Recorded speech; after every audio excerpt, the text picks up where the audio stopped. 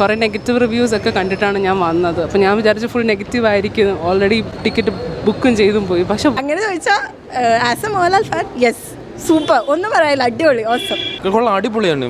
ഞാൻ റിവ്യൂ ഒക്കെ നോക്കി വന്നപ്പോൾ നമ്മൾ ഫസ്റ്റ് ഹാഫ് ലാഗ് ഒക്കെ തോന്നി. No negatives. എനിക്ക് പേഴ്സണലി ഭയങ്കര ഇഷ്ടമായ മൂവി. ലൂസിഫർ ഓണസ്റ്റ് ആയിട്ട് പറയുകയാണെങ്കിൽ ഫസ്റ്റ് ഹാഫ് ഇച്ചിരി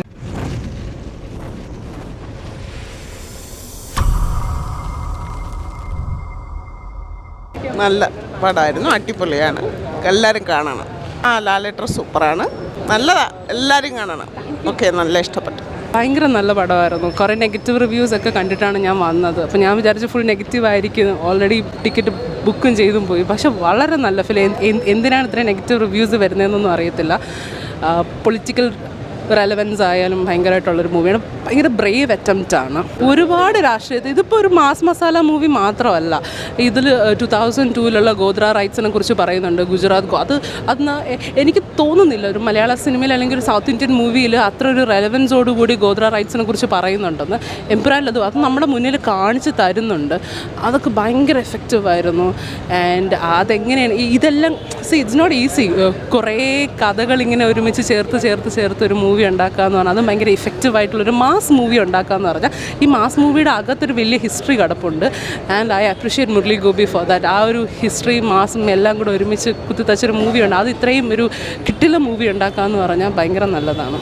എനിക്കറിയത്തില്ല, അതിപ്പോൾ degrading it's part and parcel of it എനിക്ക് തോന്നുന്നു. Especially it's A Mohanlal. ഞാനൊരു മോഹൻലാൽ ഫാനാണ്. പക്ഷേ കുറേ നാളായിട്ട് എനിക്ക് അങ്ങനെ ഒരു ഫാൻസ് അങ്ങനെ തോന്നാത്തൊരു ലൈക്ക് ഒരു ഫീലായിരുന്നു.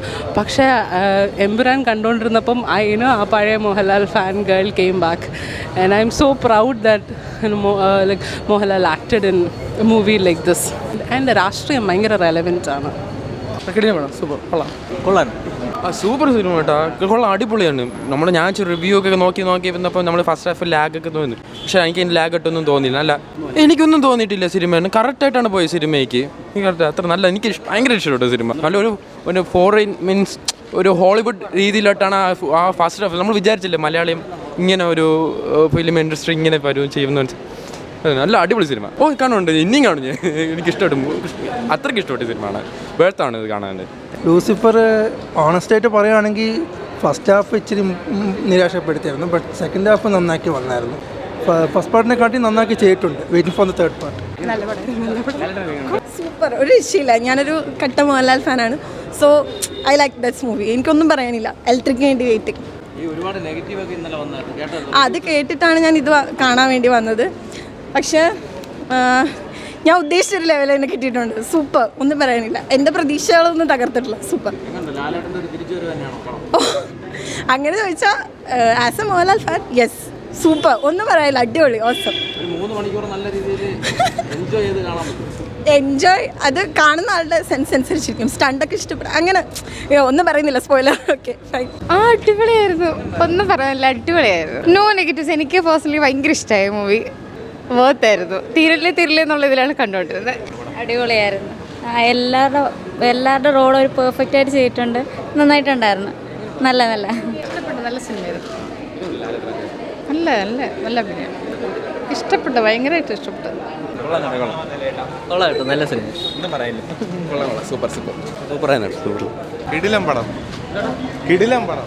അടിപൊളി, വേറെ ലെവൽ.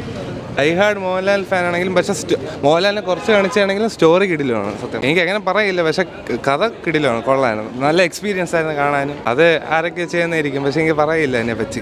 സെറ്റ് പടം, നല്ല പടം, നല്ല സ്റ്റോറി, നല്ല ഡയറക്ഷൻ. ആദ്യമേ തന്നെ കുറേ പേര് ഒരുമാതിരി സ്റ്റോറി മോശം, മേക്കിംഗ് സീൻ എന്നൊക്കെ പറയുന്നു. പക്ഷേ രണ്ടും എനിക്ക് നല്ല ഇഷ്ടപ്പെട്ടു. നല്ല പടം, വർത്തി. കൊള്ളായിരുന്നു, നല്ല രസമായിരുന്നു.